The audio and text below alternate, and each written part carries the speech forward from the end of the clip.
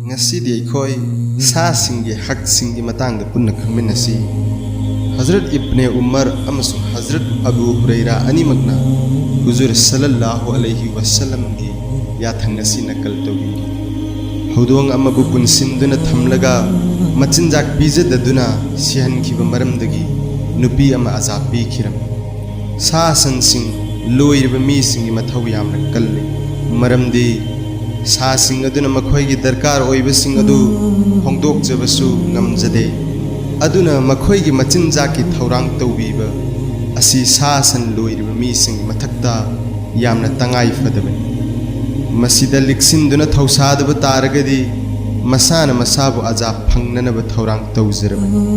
sa san loibadi pamjaba tawigumbasung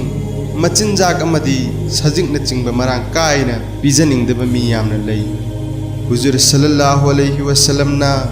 sa san gi maramda Allah bu kinanaba hadis kaya da tongan ba wafam kaya phongdok pirami nongma Huzur sallallahu alaihi wasallam na lambi da chatba ut ama thengnarami mapuk thandaba amadi mayang kangba maramdagi ut adu mapuk tasit lammi ma bu hakbu bada Huzur sallallahu alaihi wasallam na haibiki asigumba marol thoktaba jibasing asigi maramda Allah bukiyu makhoi bu phajana yokpi thakpi raga tongu amasung chaw Rasulullah sallallahu alaihi wasallam na nongma mapan thokpa chatpa matamda ut ama mamittagi mapi taba makhai mathwai chak na khongduna leiramba thengnaram awaba nanglabasing na mateng pangbirakadaba mi uraga mapukning nungsirakpa haibasi hauna sani Allah gi Rasul sallallahu alaihi wasallam na ut adugi manakta changsilami amasung manada nanbirami matam aduda ut adu tuminna leikhirami Allah gi Rasul na ut asigi mapu kanano hanglami ansari amana mahakini haina khumlaki matam aduda Allah gi Rasul na mahagonda haibirami ut asibu nahaki ohenbiriba Allah bu nahaki dabra mapuk thanna pijade aduga thabakti kanna suhalli haina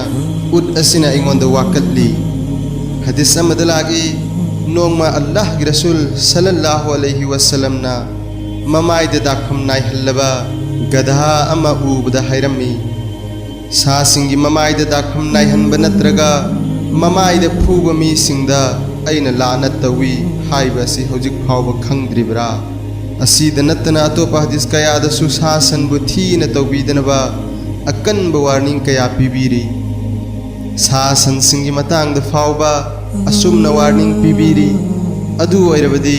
jiba singi manungda makok thongliba miyoiba jati asigi matang dadi kari oifam thokpage haiba sidi phongna leirabani Allah gi Rasul sallallahu alaihi wasallam na haibirami mi natraga sa san singi guardian oiraga makhoi gi pifam thokpa machinjak pibi daba si khaknasu